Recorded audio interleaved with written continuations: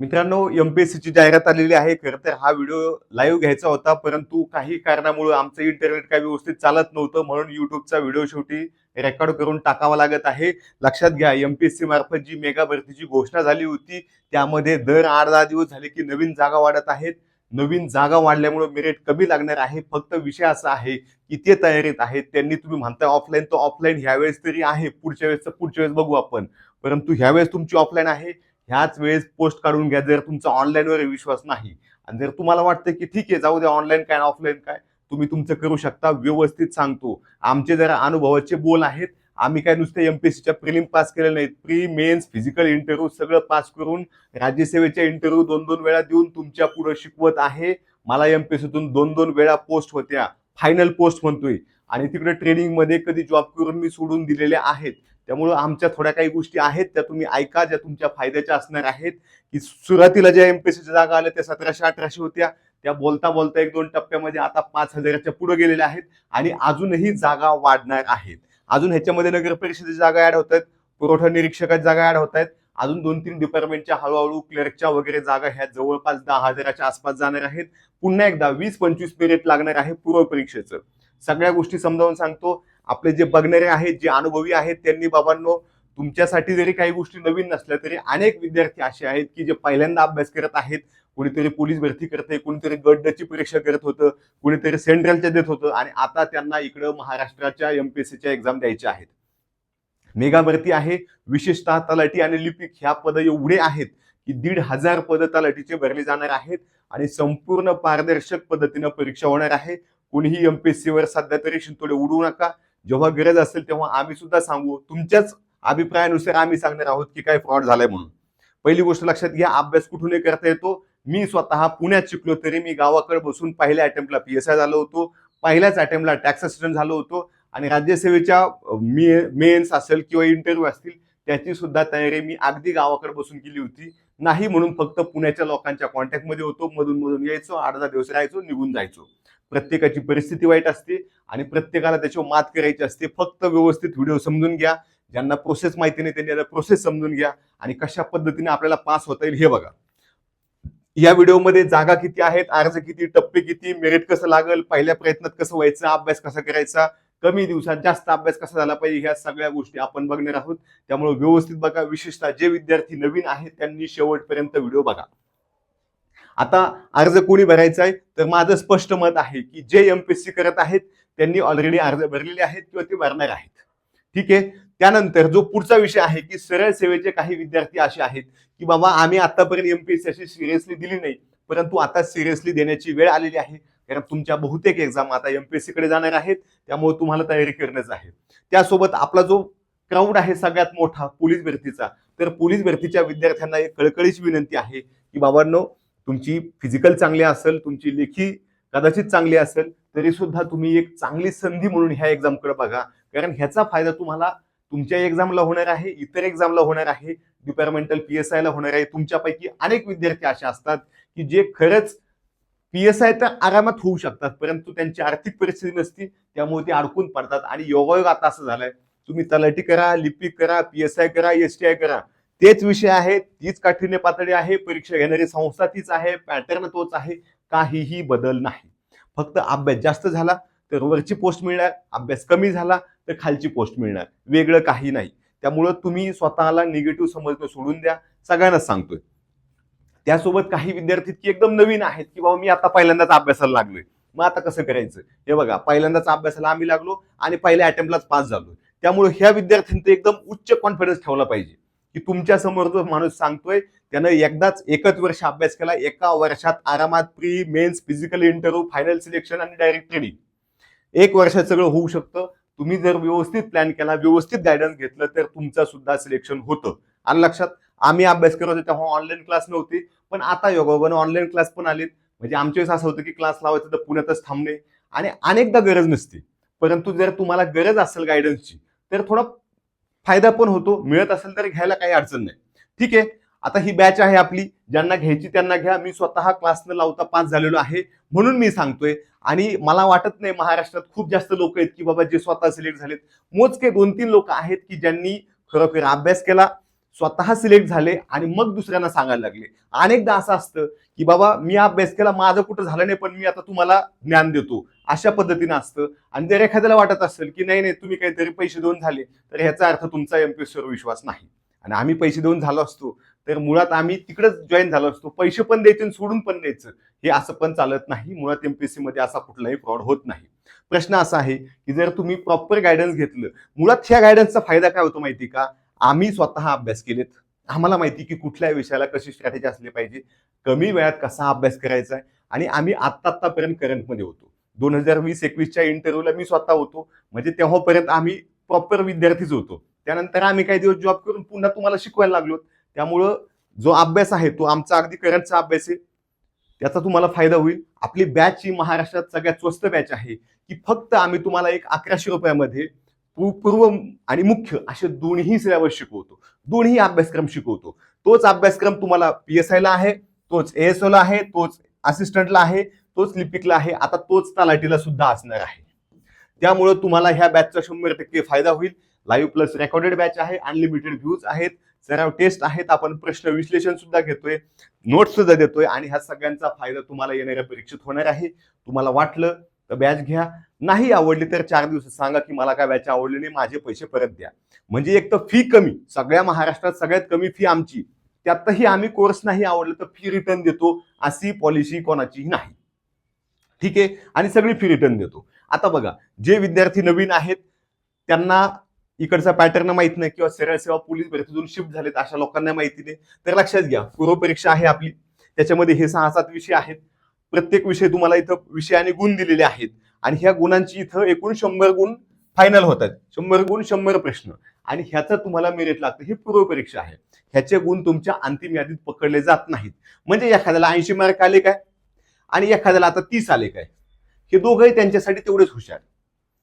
गोष्टी समजून घ्या की 80 आले 30 आले तरी तेवढेच हुशार, कारण दोघेही मुख्य परीक्षेला बसणार आहेत. पण प्रॉब्लेम असा आहे की मुख्य परीक्षेच्या वेळी तुम्हाला फक्त 60 दिवस दिलेले आहेत, त्या वेळेत अभ्यास होत नाही, म्हणून तुम्ही जास्त अभ्यास केलेला कधीही फायद्याचा असतो. विषय कोणते आहेत तेच आहेत आपले, राज्यशास्त्र, अर्थशास्त्र, विज्ञान, इतिहास, भूगोल, चालू घडामोडी, गणित, बुद्धिमत्ता, वेगळं काही नाही. पूर्व परीक्षेला तुम्हाला कुठली भाषा नाही, आणि जो इकडचा अभ्यास आहे तो तुम्हाला मुख्यला सुद्धा आहे. ठीक आहे, म्हणजे इथं तुम्हाला फक्त क्वालिफाय व्हायचं, ह्याचे तुमचे मार्क पकडले जाणार नाहीत, परंतु तुम्हाला कमीत कमी 30 मार्क पाहिजेत.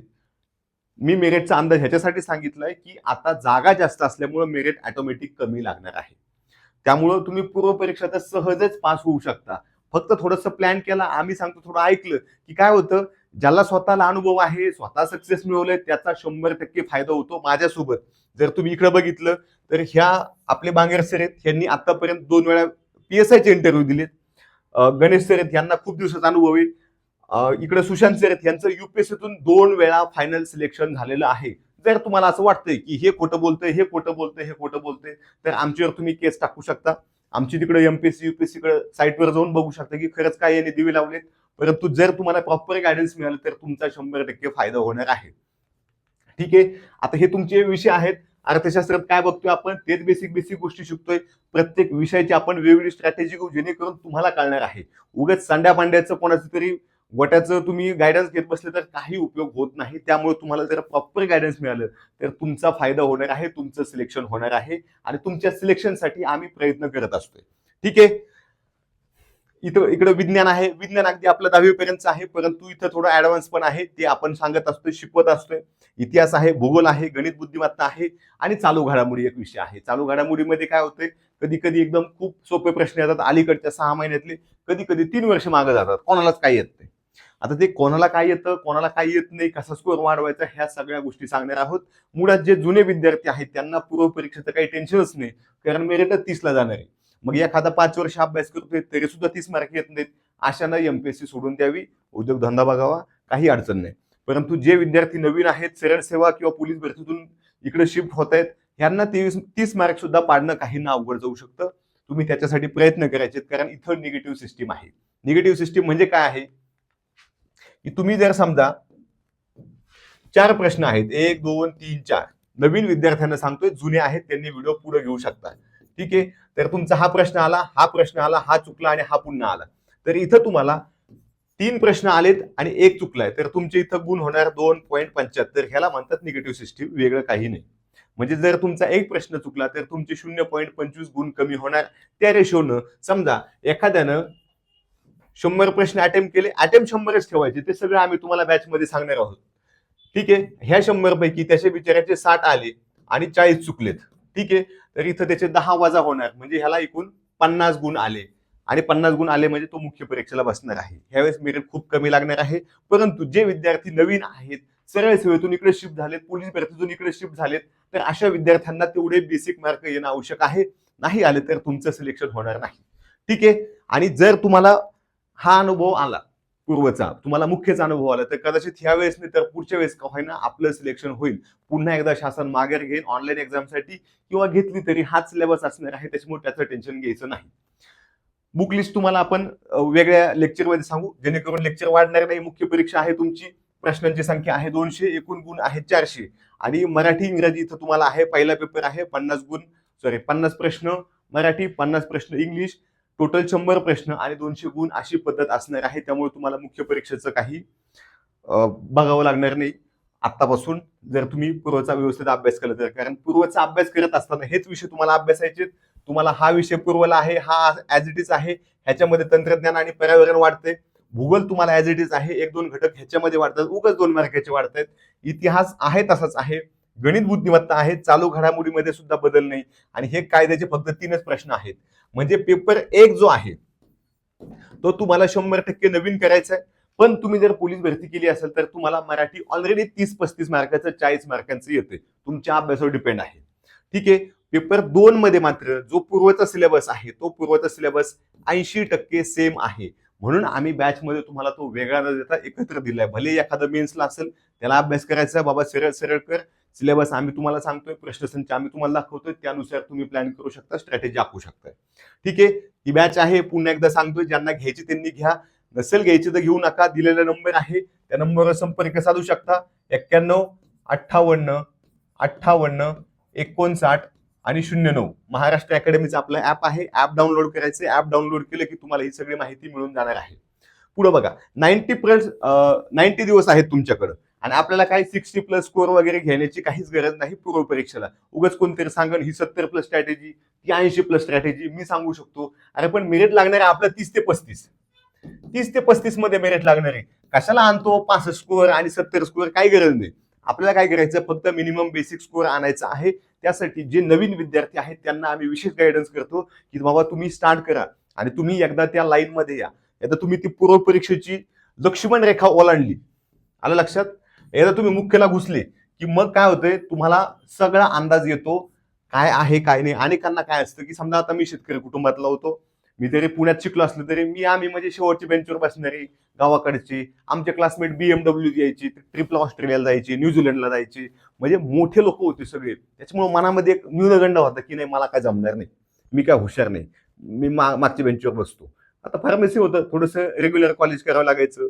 शाहू महाराजांची संस्था होती, पुण्यातल्या मध्यवर्ती भागात होती. असं नव्हतं की साईडला होतं, गेला कधी आला कधी कोणी विचारत नाही, असं नव्हतं, पूर्ण टाईट असायचं.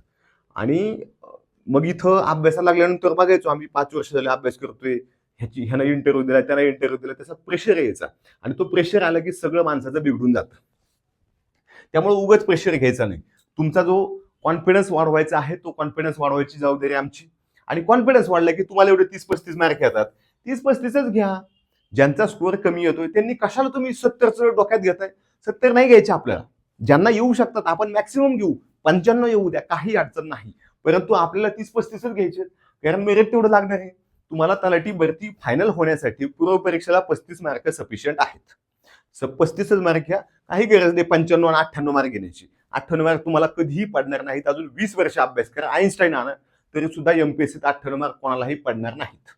ही गोष्ट समजून घ्या की आपल्याला कशा पद्धतीने अभ्यास करायचा आहे. आता अनेकांचा प्रश्न आहे की बाबा नवीन विद्यार्थी आहेत, आणि मग नवीन विद्यार्थ्यांना प्रश्न काय असतो की मी आधीच फॉर्म भरला होता, डबल फॉर्म भरावा लागेल का?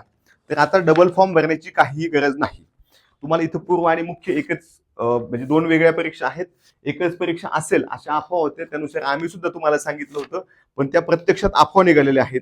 आणि टायपिंग लागत नाही, तुम्हाला MSCIT लागतं, पण त्यात सुद्धा तुम्ही सिलेक्शन झाल्यावर देऊ शकता. त्याच्यामध्ये सुद्धा जे लोक माजी सैनिक आहेत किंवा प्रकल्पग्रस्त आहेत अशा लोकांना अजून काही सवलती आहेत.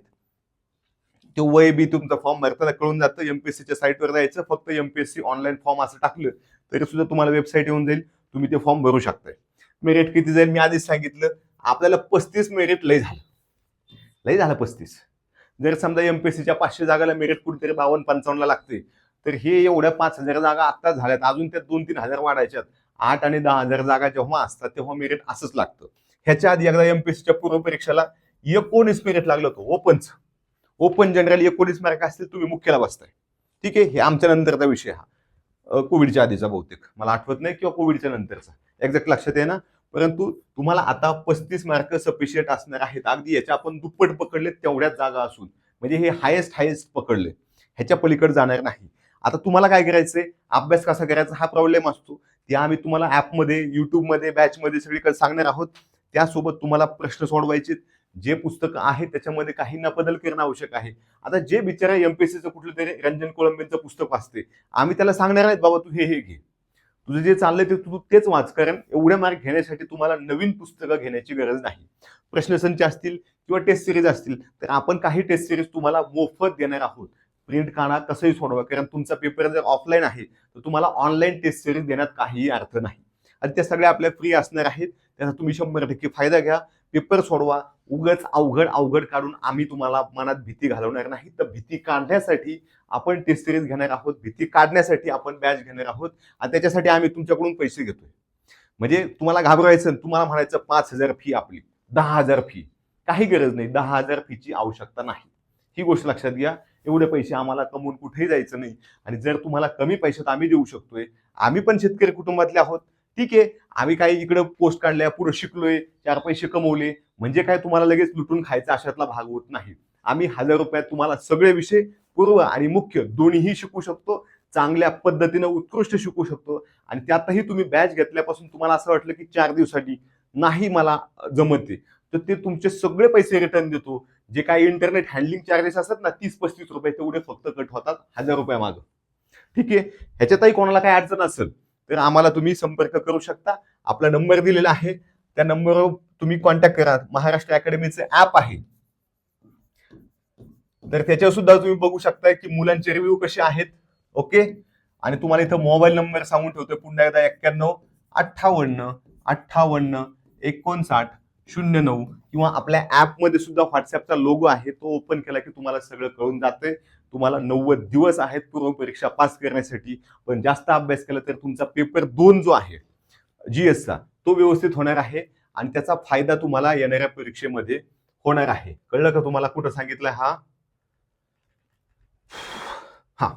हा जो आहे हा तुम्हाला पूर्ण नव्यानं आहे, परंतु तुमचं मराठी बऱ्यापैकी असतं. तुम्ही जर सरळ सेवा पोलीस भरती केलेली असेल, नवीन विद्यार्थी असेल, तरी त्या 2 महिन्यात बऱ्यापैकी गोष्टी कव्हर होतात.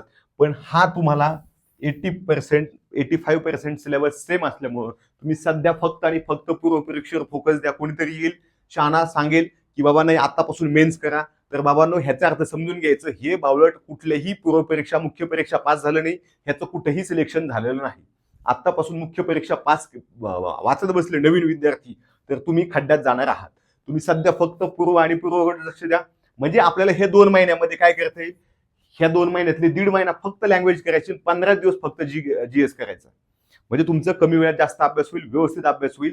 जर एखादं सिलेक्शनच झालं नसेल, त्याचा एकाच विषय कमांड असेल, त्याला काय घंटा कळतो इकडे, त्याला कसं कळणार? आता हे सगळे विषय आम्ही पास केलेत, आम्हाला माहिती की ओके मराठीला एवढा स्कोर येतो, ग्रामीण भागाच्या मुलाची ही अडचण आहे, इंग्लिशला असा प्रॉब्लेम येतोय, काहींना आर्ट्सवाले कॉमर्सवाले त्यांना विज्ञान कळत नाही, हे आम्हाला माहिती. त्याला काय माहिती घोडम्याला? समजा एखादं तज्ञ अर्थशास्त्र ते लय चांगलं शिकवतोय, पण बाबा इथं मला अर्थशास्त्र पीएचडी नाही करायची, मला एमपीएससी पास करायची. मी ही गोष्ट समजून घ्या की मी सांगितलं की माझं बॅचलर ऑफ फार्मसी मी याव केलं, मी लॉला आहे, मी काही MSW केलं. अरे बाबा त्याचा इकडे काही संबंध नाही. तू परीक्षेचं सांग, मला परीक्षार्थी व्हायचंय. कोणतरी म्हणाल नाही मला विद्यार्थी व्हायचंय, मला प्रत्येक विषय समजून घ्यायचा आहे. काही समजून घेऊ नको, पास व्हायचं बघ. शेवटी इकडे काही समजून घेतलं तर काय होणार आहे? तलाठी होणार, क्लर्क होणार, अजून काय होणार, टॅक्स असिस्टंट होणार. ह्याच्या पलीकडे तुम्ही काय इथं सायंटिस्ट वगैरे होणार नाहीत. आपल्याला सायंटिस्ट व्हायचं नाही, तुम्ही कशाला उगा सायंटिस्ट होण्याचे प्रयत्न करता? एखाद्या विषयाचा तज्ञ होऊ नका, परीक्षार्थी व्हा, अभ्यास करा, पूर्व पास व्हा, मुख्य पास व्हा, मेरिटमध्ये या, सिलेक्शन करून जा, आणि मग ठरवा. मग जसं आम्ही ठरवलं की नाही आता हे नाही करायचं, मला समाजसेवा करायची, समाजसेवेसाठी मला अजून 4 पैसे लागणार आहेत, मी अजून काहीतरी वेगळं करून बघतो. आलो बोलता बोलता इकडं, काय फरक पडला? पण तिथंच मी म्हणलो असतो, नाही मला विषयाचा तज्ञ व्हायचंय, मला विज्ञानाला 96 मार्क होते, खरंच होत्या, मग आता मी विज्ञानचाच प्राध्यापक होतो. हो, झालं असतो विज्ञानचा प्राध्यापक, एकदम विज्ञान पाठ, तोंड पाठ. आपल्याकडे काही संशोधनाचा काही स्कोप नाही, म्हणजे आहे ते असंच आहे, मग प्रोफेसरच होणार, दुसरं काहीही नाही. ठीक आहे, बॅच आहे, घ्यायची तर घ्या, नाही आवडली तर सांगा. व्यवस्थित बेस्ट क्वालिटीचं शिकवतो आम्ही. विशेषतः जे विद्यार्थी आपले पोलीस भरतीचे आहेत, सरळ सेवेवाले आहेत आणि नवीन विद्यार्थी आहेत, नको त्या जाळ्यात पडू नका. हे योग्य आहे. आम्ही स्वतः पास झालो, आम्हाला माहिती तुम्हाला कसं घडवायचं आणि ह्याचा 100% तुम्हाला फायदा होणार आहे. जय हिंद.